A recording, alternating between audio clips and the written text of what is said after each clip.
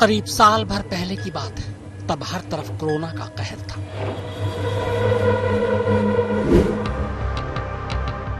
ज्यादातर लोग घर पर थे या फिर वर्क फ्रॉम होम कर रहे थे। मैं भी पढ़ाई कर रहा था। इसी दौरान इंस्टाग्राम के जरिए पहली बार अंकिता को जाना और फिर धीरे धीरे हमारी दोस्ती हो गई। कोरोना ने बहुत से लोगों की नौकरी छीन ली थी। अंकिता के पिता की भी नौकरी कोरोना की वजह से ही चली गई। अंकिता की मम्मी आंगनवाड़ी में काम करती थी। खुद अंकिता ने 12वीं के बाद होटल मैनेजमेंट का कोर्स किया था। उसका छोटा भाई दिल्ली में सीए की पढ़ाई कर रहा है। 2022 में मैं अपनी पढ़ाई के लिए हिमाचल प्रदेश अपने घर से जम्मू चला गया। कोरोना अब कम हो रहा था। अंकिता भी घर चलाने के लिए अब नौकरी करना चाहती थी। उसने मुझसे इस बारे में मदद मांगी। क्योंकि अंकिता को घर के करीब ही कहीं नौकरी करनी थी, लिहाजा मैंने सोशल मीडिया के जरिए अंकिता के लिए नौकरी सर्च करना शुरू कर दिया। इसी साल अगस्त के शुरुआती दिनों की बात है। एक जॉब साइट पर मुझे वनंतरा रिजॉर्ट का ऐड दिखा। इस रिजॉर्ट के लिए अलग अलग पोस्ट पर फीमेल स्टाफ की जरूरत थी। ये वो ऐड है। इसमें यह भी लिखा था कि सिर्फ वो लड़कियां यहाँ अप्लाई करें जो घर से बाहर रहने को तैयार हैं। उनके ठहरने के लिए यहाँ सारी सुविधाएं देने की बात भी कही गई थी। अलग अलग पोस्ट के लिए सैलरी 8 से 16 हजार के बीच थी। यह रिजॉर्ट अंकिता के घर से करीब 150 किलोमीटर दूर था। मुझे लगा यह अंकिता के लिए अच्छा होगा। इसी के बाद मैंने पहली बार रिजॉर्ट के मालिक पुलकित आर्य से उनके ऐड का हवाला देकर अंकिता की नौकरी की बात की। मगर पुलकित ने मुझसे ज्यादा बात नहीं की। उसने बस इतना कहा कि कैंडिडेट से कहो कि वो मुझसे डायरेक्ट बात करे। इसके बाद अंकिता ने पुलकित से बात की। बातचीत अच्छी रही। इंटरव्यू के बाद पुलकित ने अंकिता को रिसेप्शनिस्ट का पोस्ट और 10,000 रुपए महीना सैलरी ऑफर किया। अंकिता नौकरी के लिए तैयार हो गई। इसके बाद 28 अगस्त को बाकी सारी फॉर्मेलिटी पूरी हो गई। अंकिता को 3 सितंबर को ज्वाइन करने के लिए कहा गया। अंकिता अपनी पहली नौकरी से बेहद खुश थी, इसलिए भी क्योंकि उसका घर यहाँ से करीब था। मगर 3 सितंबर को जब वो रिजॉर्ट पहुंची तो पाया कि यहाँ उसके अलावा कोई और फीमेल स्टाफ है ही नहीं। इस बारे में जब उसने पुलकित से पूछा तो पुलकित ने बताया कि उसने होटल के सारे स्टाफ को कुछ वक्त पहले ही निकाल दिया है और अब नए स्टाफ की भर्ती कर रहा है। पुलकित ने बताया कि कुछ वक्त पहले यहाँ प्रियंका नाम की एक लड़की काम किया करती थी, मगर वो चोरी करते हुए पकड़ी गई। इसीलिए उसने सभी स्टाफ को नौकरी से निकाल दिया। मगर उसने अंकिता को भरोसा दिलाया कि जल्द ही रिजॉर्ट में और भी फीमेल स्टाफ ज्वाइन करने वाली है। इसके बाद मुझे अंकिता ने बताया कि पुलकित ने सचमुच पुराने सभी स्टाफ को निकाल दिया है, सिवाय 2 लोगों के, एक सौरभ और दूसरा अंकित। सौरभ रिजॉर्ट का मैनेजर है, मगर असलियत यह है कि वो पुलकित का न सिर्फ बचपन का दोस्त है, बल्कि दोनों ने साथ पढ़ाई भी की थी। अंकित भी पुलकित का पुराना राजदार है।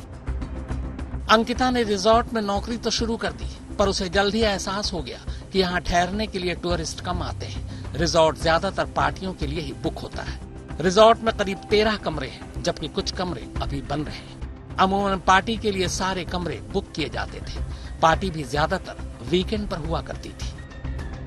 अंकिता की ज्वाइनिंग के पहले हफ्ते में ही ऐसी ही एक पार्टी में एक गेस्ट ने शराब पीने के बाद अंकिता को जबरन गले लगाने की कोशिश की। इस पर अंकिता ने उसी वक्त पुलकित से इसकी शिकायत की। तब पुलकित ने उस गेस्ट को अंकिता के सामने ही खूब डांटा। ये देखकर तब अंकिता की नजर में पुलकित के लिए इज्जत बढ़ गई थी। पुलकित खुद भी रिजॉर्ट में रहा करता था, हालांकि उसका घर हरिद्वार में है। धीरे धीरे वो अंकिता के करीब आने की कोशिश करने लगा। उसने अंकिता को स्कूटी और कार ड्राइविंग सिखाने की भी कोशिश की, ये कहकर कि कई बार गेस्ट को आसपास ले जाना होता है। फिर एक बार अंकिता से उसने कहा कि रिजॉर्ट में गेस्ट आने वाले हैं, कमरे कम हैं, इसीलिए तुम मेरे बराबर वाले कमरे में शिफ्ट हो जाओ। रिजॉर्ट में पुलकित जिस कमरे में रहता था वो 2 कमरों का सेट था, मगर इंटरकनेक्टेड था। 1-2 दिन अंकिता उसी कमरे में अकेली रही। ज्वाइनिंग के दूसरे हफ्ते में पुलकित ने एक बार फिर गेस्ट आने और कमरे कम होने की बात कहकर अंकिता को अपने साथ उसी इंटरकनेक्टेड रूम में शिफ्ट होने को कहा। यह दूसरी बार था, मगर इस बार पुलकित ने अंकिता के रूम में बैठकर शराब पी। फिर अंकिता को जबरन गले लगाने की कोशिश की। अंकिता ने जब इसका विरोध किया तो अचानक पुलकित माफी मांगने लगा और फिर अपने कमरे में चला गया। अब तक अंकिता को एहसास हो चुका था कि ये रिजॉर्ट नौकरी करने के लिए ठीक जगह नहीं है। उसने ये बात मुझसे भी कही। इसी रिजॉर्ट में आयुष नाम का एक और स्टाफ था। वो अंकिता को बहन जैसा मानता था। अंकिता ने आयुष से कहा कि वो नौकरी छोड़ना चाहती है, उसे कोई और नौकरी दिला दो। इस पर आयुष ने अपने पिता से बात की और फिर अंकिता की बात कराई। आयुष का घर रिजॉर्ट से बहुत ज्यादा दूर नहीं था। उसके पिता ने कहा कि ठीक है, तुम हमारे घर पर एक कमरा लेकर रह लेना और मैं तुम्हें कहीं सुपरवाइजर की नौकरी दिला दूंगा। अंकिता बस अब रिजॉर्ट से बाहर निकलना चाहती थी। 17 सितंबर को उसने पहली बार डिटेल में मुझसे चैट पर अपनी सारी बातें बताई।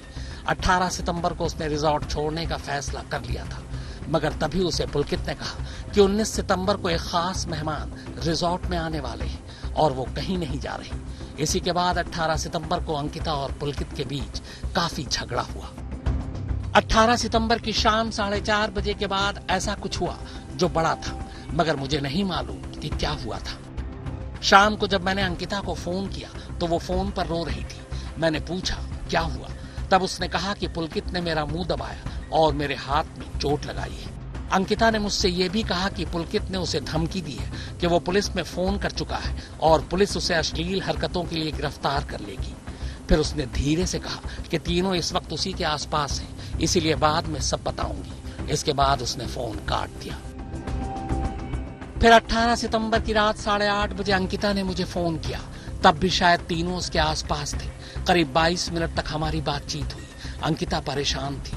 पूछने पर कहती कि रिजॉर्ट लौट कर सारी बात बताऊंगी। हमने करीब 22 मिनट बात की।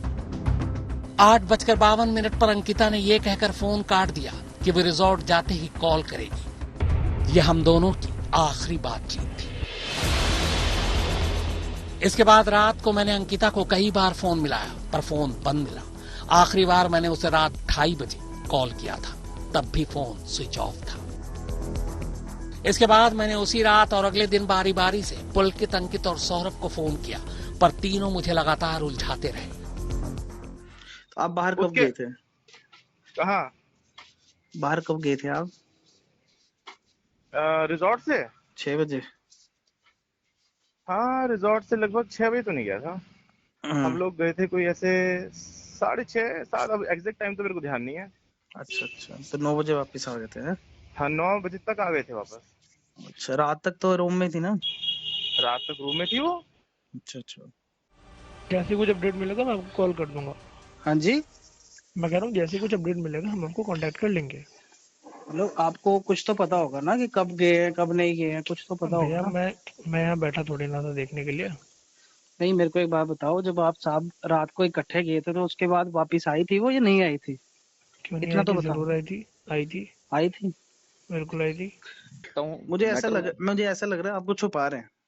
नहीं नहीं भाई, तो छुपाने वाली क्या बात है इसमें? नॉर्मल वो जॉब कर रही है यहाँ, मैं भी जॉब करता हूँ यहाँ पर। देखिए, मैं तो वो समझ रहा हूँ कि जॉब कर रहे हैं, वो भी जॉब कर रहे हैं, मगर ऐसा कभी हुआ नहीं है ना, अब इसलिए यही पूछ सोच रहा हूँ। करके तो मैं भी हैरान हूँ कि ऐसा कैसे पॉसिबल है। वो तो ज्यादा से ज्यादा बाहर रिजॉर्ट के रोड तक फोन पे बात करते हैं और नंबर भी स्विच ऑफ है।